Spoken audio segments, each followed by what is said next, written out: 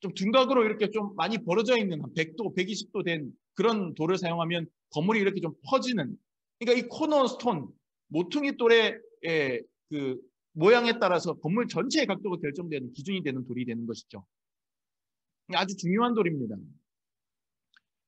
건물 제일 아래를 받치는 그런 주춧돌이기도 하지만 그것보다 더 중요한 기능은 건물의 기준을 잡아주는, 건물 모양의 기준을 잡아주는 그런 돌이 되는 겁니다. 그래서 예수님이 모퉁이 돌이 되어주신다라고 하는 말은 모든 신앙생활과 교회 생활의 중심 기준이 되고 또 그 첫 출발 지점이 된다는 것을 의미한다. 이렇게 우리가 볼 수 있습니다. 그런데요, 이 모퉁이 돌을 잘 묵상하면은 단순히 첫 기준이 된다라고 하는 의미 말고도 또 중요한 기능들이 있음을 깨닫게 됩니다. 그게 바로 오늘 우리가 읽은 에베소서 2장 11절부터 22절까지 본문이죠. 그 전체에 흐르고 있는 본문의 내용이에요. 교회와 우리 교회 같은 우리 성도들의 공동체, 그죠? 교회죠 뭐. 이 성도들의 공동체를 하나의 건물에 비유한다면 예수님은 어디에 위치하냐? 코너스톤에 위치한 코너스톤, 모퉁이 돌에 해당된다라고 하는 겁니다. 모퉁이 돌이면서 거기에 정체성을 새겨 넣은 머릿돌이죠. 만약에 우리 교회를 우리의 몸에 비유한다면 예수님은 머리가 되시는 것이고 우리는 각 지체가 되는 거고 우리 교회를 하나의 건물로 만약에 생각한다면 예수님은 기준이 되는 코너스톤, 모퉁이 돌이 되는 것이죠. 그렇게 된다라고 하는 것은 예수님께서 교회의 기초가 된다, 가장 든든한 기초가 된다라고 하는 그런 일차적인 의미 외에 굉장히 중요한 의미가 더 있는데 이것을 제 나름대로는 하나의 그 모퉁이 돌의 예수님의 어떤 건축학 이론 뭐 이렇게 한번 생각해 볼 수도 있을 것 같습니다. 이 모퉁이 돌에 담긴 예수님의 건축학 이론을 저는 한 두 가지 정도로 생각해 봅니다. 첫째는 연합의 건축학이에요. 연합의 건축학. 여러분 사각형의 꼭지점은 가로면과 세로면이 만나는 지점입니다. 지난주에 이어 오늘도 에어컨 리모컨이 등장을 했습니다. 지난주는 이스라엘 지도를 설명할 때 등장했죠. 네. 가로면과 세로면이 만나는 이 꼭지점. 바로 이거예요.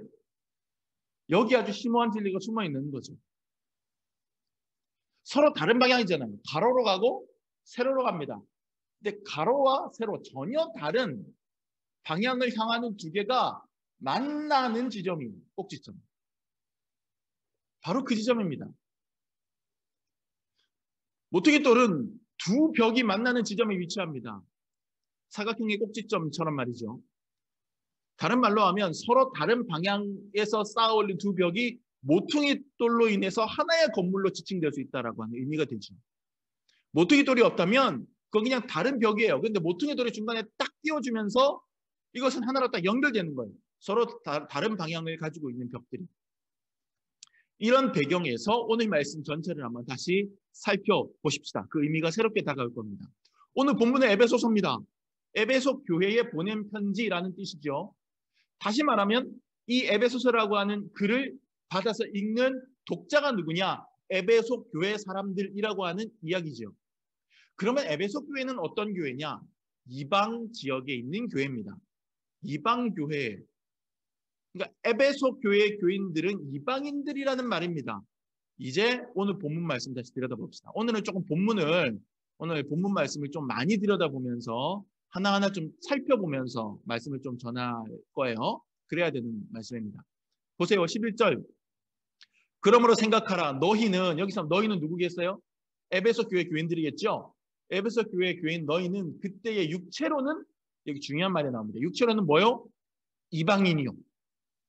손으로 육체에 행한 할례를 받은 무리라 칭하는 자들로부터 어렵게 풀어서 놨는데 손으로 육체에 행한 할례를 받은 무리, 이 사람은 유대인을 얘기하는 겁니다.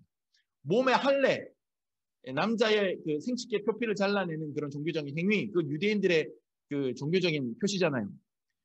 유대인들로부터는 이 할례도 받지 않은 무리, 이방인이라고 천대받던 너희들이다, 이 얘기예요. 에베소 교회 너희들은 지금 유대인들 입장에서 보면 이방인이다. 몸에 할례도 받지 않은 천한 사람들이라고 너희들 하지 않았냐, 취급받지 않았냐, 이 얘기가 되는 겁니다. 그렇죠. 에베소 교회 교인들은 유대인의 혈통을 갖지 않은 이방인들이에요. 조상 때부터 하나님, 구약 성경, 모세의 율법, 그런 거 모르던 사람들입니다. 이방인으로서 자기들 길을 또 자기들 방향을 잡아가던 그런 사람들이라는 말이에요. 그렇게 나오잖아요. 그때의 너희는, 옛날에 너희는 그리스도 밖에 있었고 이스라엘 나라 밖의 사람이라. 아주 뼈 때리는 팩폭을 하고 있는 겁니다. 바울이. 약속의 언약들에 대하여는 외인이에요. 그러니까 하나님 우리에게 주신 축복의 약속의 말씀들에 대해서는 해당사항 없는 사람들, 외인, 바깥 외자 쓰잖아요. 세상에서 소망이 없고 하나님도 없는 자들이더니 너희 하나님도 안 믿었잖아.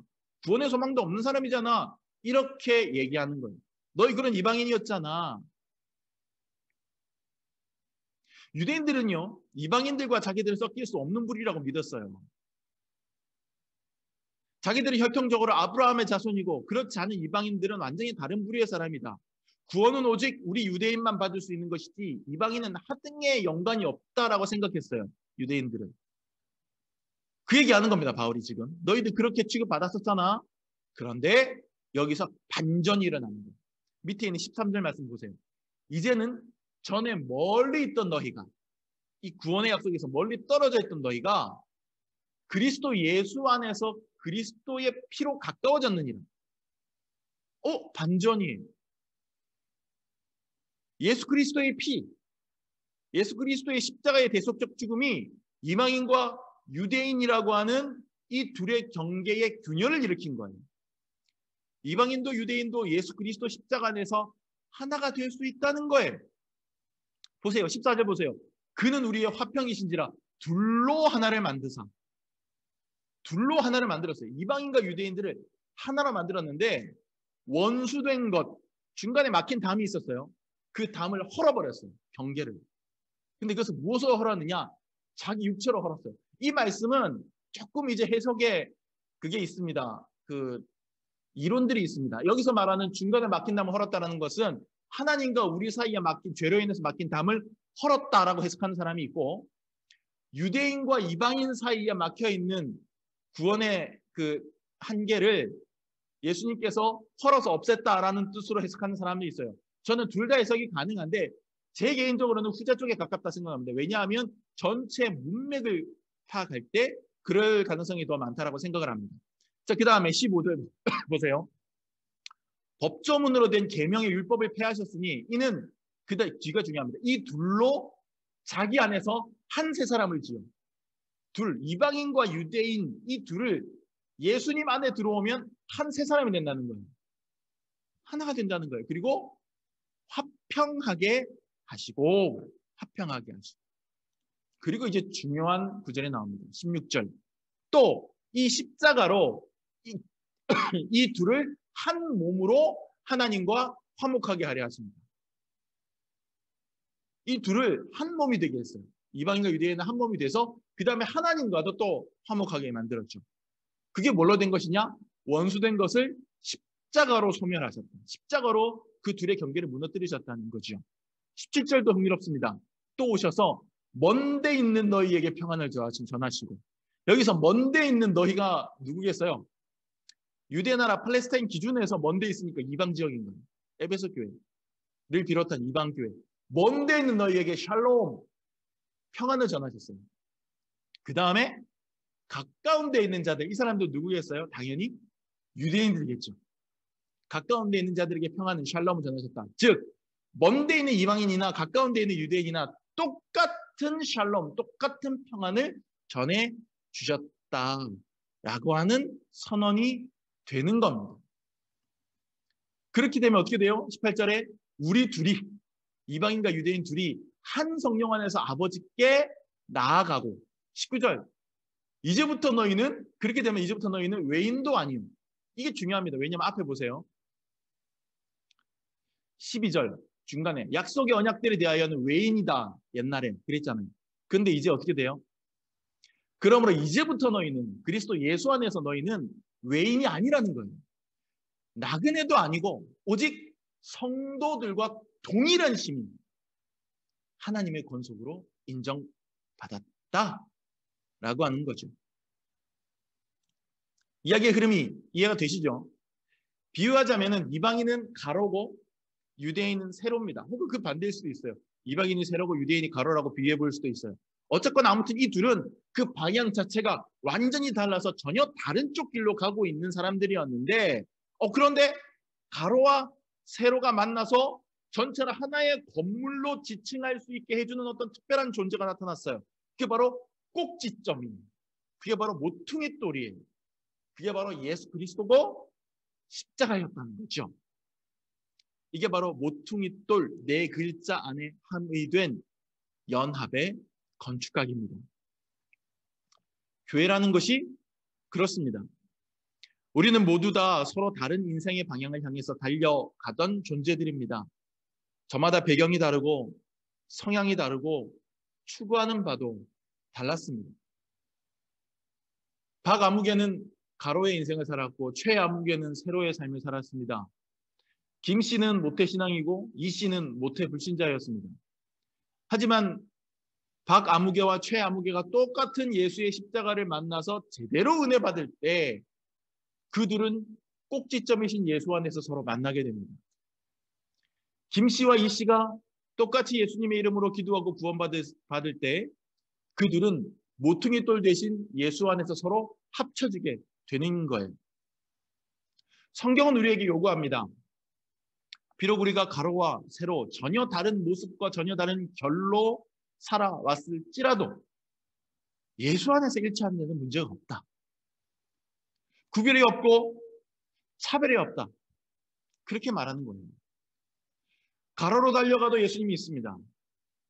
세로로 달려가도 예수님이 있어요. 이상한 일이죠. 나는 분명히 가로를 향하여 달려갔는데 거기에 예수님이 있어요. 저 사람은 분명히 세로를 향해서 달렸는데 예수님을 만나요. 이유가 뭡니까? 예수님이 꼭지점이기 때문에 그래요. 모퉁이 돌이기 때문에 그래요. 가로가 세로로 변신할 필요가 없습니다. 세로가 가로로 둔갑할 필요도 없습니다. 우리는 그저 내 모습 이대로 주 봐도 없어서 하고 나가면 돼요. 하나님이 우리에게 주신 기질과 성향이 있잖아요. 달란트가 있잖아요. 배경이 있잖아요. 우리는 그저 우리 모습 그대로 꼭지점이신 예수님을 바라보고 나가면 됩니다. 한국인들의 정서로 예수 믿으면 되는 거예요. 한국인들이 왜 미국인들처럼 예수 믿어야 됩니까? 한국인들이 왜 유대인들처럼 예수 믿어야 됩니까? 그게 이상향은 아니에요. 이방인이 유대인과 하나 되기 위해서 유대인 행사를 할 필요가 없어요. 유대인이 이방인과 연합하겠다고 이방인처럼 하고 다닐 이유도 없어요.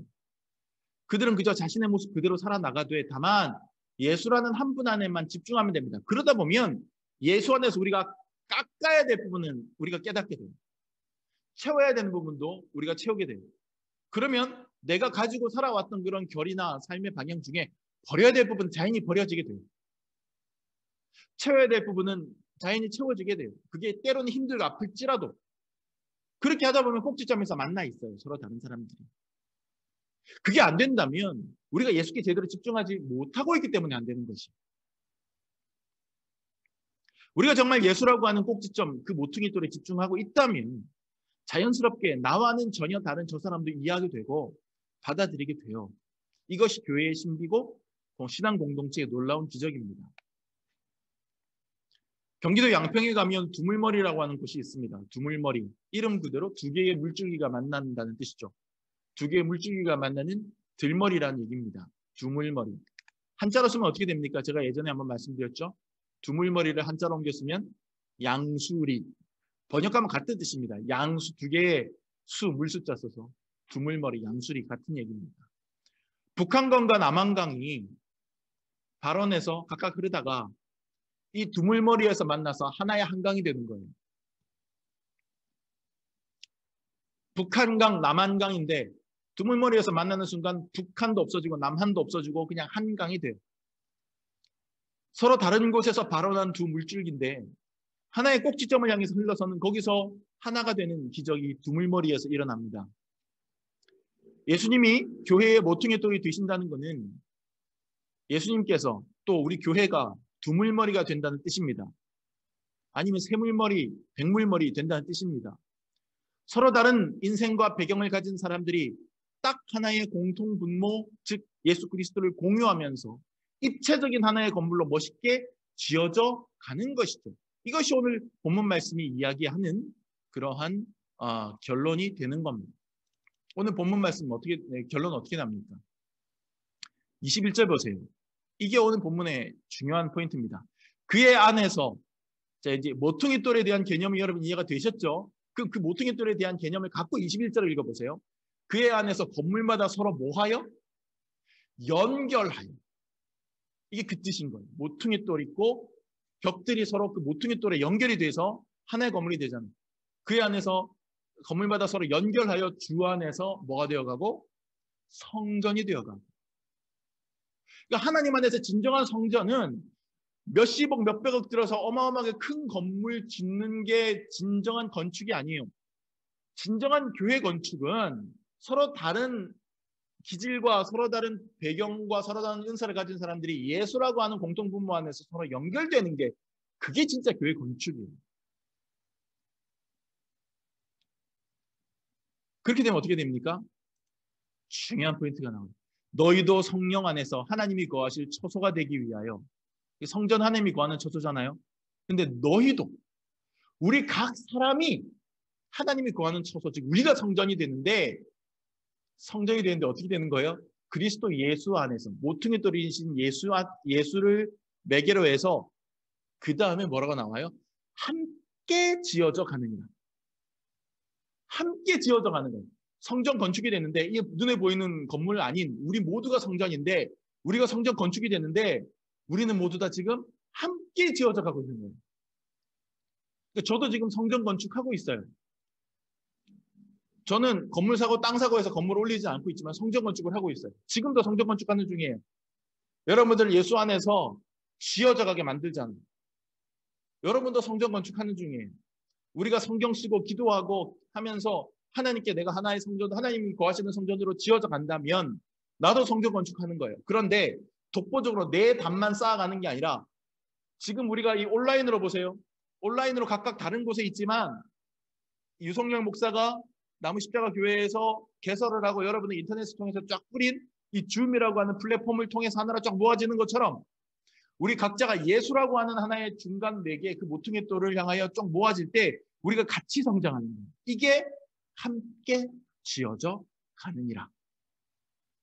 핵심은 중간에 예수가 있어야 된다는 거예요. 모퉁이 돌에. 모퉁이 돌이 빠져버리면 예수님이 빠져버리면 함께 지어져 갈 수가 없어요. 누군가 한 사람, 은혜 받는 사람 혼자서는 잘할 수 있겠죠. 그러니까 공동체가 같이 잘할 수는 없어요. 우리는 지금 성전 건축 중입니다. 같이 지어져 가는 거죠. 정말 신비한 일이에요. 동쪽을 향해서 달려가던 가로 인생, 북쪽을 향해서 달려가던 세로 인생과 하나가 되는 기적이 모퉁이 돌 대신 예수 안에서 이루어진다는 게 정말 신비하고 놀랍지 않습니까? 교회는 다양한 방향성을 지닌 사람들을 불러 모아서 조율해서 똑같은 방향으로 수정해서 똑같은 형태의 그리스도인들을 찍어내는 붕어빵 틀이 아니에요. 그런 식의 연합과 일치는 하나님이 명하신 교회의 진정한 연합과 일치가 아닙니다. 교회는 다양한 방향성을 지닌 사람들의 개성을 존중하고 그들의 방향성을 유지시켜 주되 그 중심에 꼭지점 대신 예수님을 놓아서 그들이 아예 엇나가지 않도록 모여들게 해야 됩니다. 꼭지점은 방향성입니다. 개성을 그냥 존중만 해주면 꼭지점이 아니라 다른 데로 막 달려가겠죠. 그런데 중간에 꼭지점 하나 딱 놔두고 여기로 모여들어라 하는 것이죠. 그렇게 서로 다른 방향을 가진 사람들이 예수 안에서 서로 만나서 그 서로 다른 방향을 받아들이고 인정하고 수용하는 공동체가 되어야 하는 겁니다. 이것이 모퉁이 돌의 건축학, 다양성과 개성이 훼손되지 않으면서 이루어지는 연합의 모델이 되는 것이죠. 여러분, 저는 여러분의 모습을 존중합니다. 여러분의 다양한 성격을 존중합니다. 여러분의 다양한 신앙 색채도 인정합니다. 저는 담임 목사로서 제가 원하는 이상적인 교인상을 그려놓고 여러분은 그 모습으로 만들어가기를 원하지 않습니다. 여러분의 모습을 그대로 유지하십시오. 단 그 모습의 방향이 항상 모퉁이 돌이신 예수님께 집중만 하십시오. 그러면 우리가 조금 다를지라도 크게 엇나가지 않고 연합할 수 있습니다. 또 상대방이 나와 다른 형태로 말하고 상대방이 나와 다른 형태로 기도할지라도 그가 예수님을 향하여 집중하고 있다고 한다면 그러면 나와는 다른 그도 받아들일 수 있게 될 겁니다. 지난 주일 설교 때 88개의 피아노 건반 이야기를 했잖아요. 여러분 각자가 갖고 있는 고유한 개성을 인정하고 존중하되 다만 그 모든 개성이 오직 한 분이신 예수님을 향하게 하고 싶은 것이 저의 꿈입니다. 저의 바람입니다. 그럴 때 교회는 더욱더 아름다운 교회가 되고 하나님의 손길은 훨씬 입체적이고 버라이어티하게 드러나게 될 겁니다. 자, 그런데 여기까지 하고요. 이제 조금 시야를 좀 다른 곳으로, 다른 방향으로 좀 돌려봅시다. 이 모퉁이 돌에는 신비한 힘이 하나가 더 있습니다. 각각 다른 방향을 가진 벽들 쪽에서 모퉁이 돌을 바라보면 그럼 그것은 꼭지점 모퉁이 돌을 향해서 합쳐지는 연합의 의미가 그려집니다. 방금 설명한 바와 같죠. 그런데 반대로 모퉁이 돌 쪽에서 벽들의 지나는 방향을 바라보면 어떻게 되겠습니까? 그러면 정반대의 의미가 생겨납니다. 하나의 꼭지점에서 서로 다른 방향으로 퍼져나가는 이미지가 생겨나기도 저는 이것을 두 번째 파송의 건축학이라고 이름 붙이고 싶습니다. 파송의 건축학. 예수님이 모퉁이 돌이 되신다는 것은 먼저는 서로 다른 방향의 벽들이 예수님에게 모여든다는 의미가 되지만 거기서 한 걸음 더 나아가서 생각해 보면 한 분이신 예수님으로부터 서로 다른 방향으로 뻗어나간다는 의미도 되는 것입니다. 두물머리에서 하나로 합쳐진 한강이 흐르고 흘러서 어디로 갑니까? 그냥 한강으로 끝나버리고 맙니까? 아닙니다. 그 물은 또 흐르고 흘러서 두물머리에서 하나로 합쳐진 다음에 흐르고 흘러서 또 다른 지리로 흘러 들어가게 되고 큰 덩어리는 계속 흐르고 흘러서 망망대해 바다로 들어가게 되고 그 바다는 또 하나로 합쳐져서 한참을 흐른 다음에 지구촌 어느 구석에 어느 해안에 거기에 가서 물로 닿게 될 겁니다.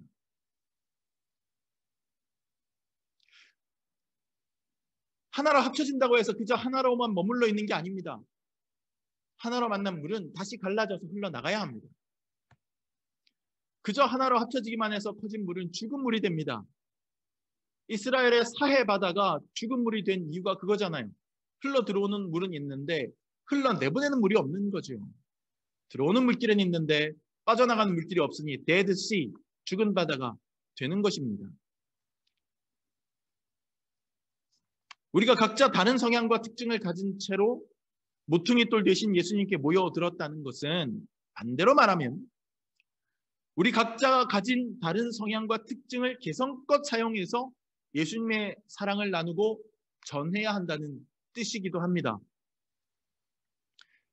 박아무개는 가로의 인생을 살다가 예수 만났으니 가로 형태로 복음 전하면 효과적일 거고 최아무개는 세로의 삶을 살다가 구원받았으니 세로로 사는 사람들에게 복음 전하면 효과적일 것 같아요. 김 씨는 모태신앙이니 모태신앙만 가지고 있는 특징과 에너지를 잘 살려서 주를 위해서 봉사하고 이 씨는 모태 불신자의 경험을 가진 채로 나중에 회심해서 예수 믿었으니 불신자들의 마음을 잘 헤아려서 전도할 수 있을 것 같아요. 같은 꼭지점, 같은 모퉁이 돌 예수이지만 우리 쪽에서 바라보느냐 예수님 쪽에서 바라보느냐에 따라서 그것은 연합과 일치의 의미도 되고 사명과 파송의 의미도 되는 겁니다. 신학자들은 성경을 말할 때 두 가지 기능적인 분류를 합니다. 하나는 헬라어로 에클레시아, 그것은 부름받은 공동체라는 뜻입니다.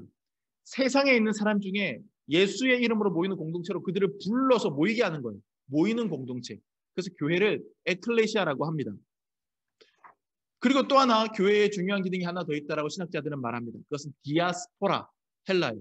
이거는 뭐냐면 디아스포라는 이스라엘이 옛날에 그 역사적인 그런 대격변기에 그 혼란을 피해서 유대 땅에 머물지 못하고 세계 곳곳으로 흩어져 가는, 그래서 이집트로, 바벨론으로, 아수르로 그렇게 흩어져서 자기들의 생존을 도모했던 그런 사람들을 디아스포라 유대인이라고 하거든요. 우리나라 마치 일제시대 때 일본으로, 간도로, 하와이로, 만주로 그렇게 흩어졌던 것처럼 말이죠. 교회도 그런 기능이 있다라고 얘기하는 겁니다. 에클레시아로 모였던 교회는 예배가 끝나고 나면 세상으로 디아스포라 흩어져야 된다는 것이죠. 거기서 사명을 감당해야 된다. 이것이 교회의 두 기능이다. 신학자들이 이렇게 얘기합니다. 우리도 마찬가지입니다. 모퉁이 돌이신 예수님께 모여들었다면 거기서 힘을 받고 은혜를 받고 에너지 받은 다음에 각자가 가진 성향과 각자가 가진 처소와 각자가 가지고 있는 배경을 존중하며 다시금 쏘아져 나가서 세상에서 일해야 합니다. 다 똑같은 곳으로 가서 일할 필요가 없어요. 다 똑같이 같은 형태로 사역 감당할 필요가 없습니다. 베드로는 무식한 어부의 갈릴리 토박이 출신이었습니다. 바울은 유식한 율법학자의 로마 시민권자였습니다. 둘은 완전히 다른 삶의 방향을 가진 사람, 완전히 다른 배경을 가진 사람이었습니다. 베드로는 블루 칼라였고 바울은 화이트 칼라였습니다. 하지만 이들은 둘 다 모퉁이 돌 대신 예수님을 바라보며 똑같이 나아왔습니다. 가로 베드로와 세로 바울이 모퉁이 돌 대신 예수님 안에서 만났을 때 그들은 둘 다 똑같이 사도가 되었습니다. 그렇게 사도가 된 두 사람이 사도가 된 다음에 똑같은 형태로 일했습니까? 아닙니다. 베드로는 베드로대로 자기 기질대로 사역을 감당하고 바울은 바울대로 자기 기질대로 사역을 감당합니다. 각자가 가진 개성을 10분 활용해서 또 디아스포라로 그들은 세상을 향해 쏘아져 나가는 겁니다. 저마다의 개성적인 방법으로 서로 다른 방법으로 초기 기독교를 공고히하고 확장시키는 그런 우열을 가릴 수 없는 사도들이 되었습니다. 베드로가 바울처럼 일할 수 없고 바울은 베드로처럼 사역할 수 없지만 그들은 분명 한 분 예수님으로부터 뻗어나간 사도들이었습니다. 한 모퉁이에서 뻗어나간 다른 방향의 벽돌담들이었다라고 하는 이야기입니다. 여러분도 마찬가지입니다. 우리가 한 분 예수님께 확실히 붙어있기만 하다면 여러분은 각자의 개성과 기질을 살려서 교회와 복음을 위해 일하고 봉사하십시오. 그럴 때 저와 여러분 신앙생활은 훨씬 더 버라이어티하고 훨씬 더 아름다워질 것입니다. 사랑하는 성도 여러분, 모퉁이돌 대신 예수님을 향하여 달려갑시다. 그분을 붙들고 있을 때 나와 전혀 다른 이들을 이해하게 되고 그들과 하나 되는 경험을 하게 될 겁니다. 사랑하는 성도 여러분, 모퉁이돌 대신 예수로부터 뻗어나가십시오. 그분께 내 삶을 잇대고 세상으로 나아갈 때 나는 다른 이와는 전혀 다른 나만의 색깔로 주님의 사역을 감당할 수 있을 것입니다. 하나의 콘센트에 스탠드 조명과 앰프가 동시에 연결되어 있습니다. 스탠드 조명이 마이크 소리를 증폭시킬 수 없고 앰프가 조명을 밝힐 수는 없지만 그 둘 모두 하나의 콘센트로부터 전력을 공급받아서 예배를 돕고 있습니다. 우리는 모두 가로와 세로 서로 다른 개성을 지닌 존재들입니다. 하지만 모퉁이돌이신 예수님께 딱 붙어 있음으로써 우리는 하나의 목적을 위해서 각자 다른 모습으로 봉사하고 쓰임받는 귀한 지체가 될 것입니다. 이것이 바로 오늘 본문에 나오는 모퉁이돌의 건축학, 두물머리의 건축학입니다. 저와 여러분은 지금 성전을 건축하고 있습니다. 기도합시다.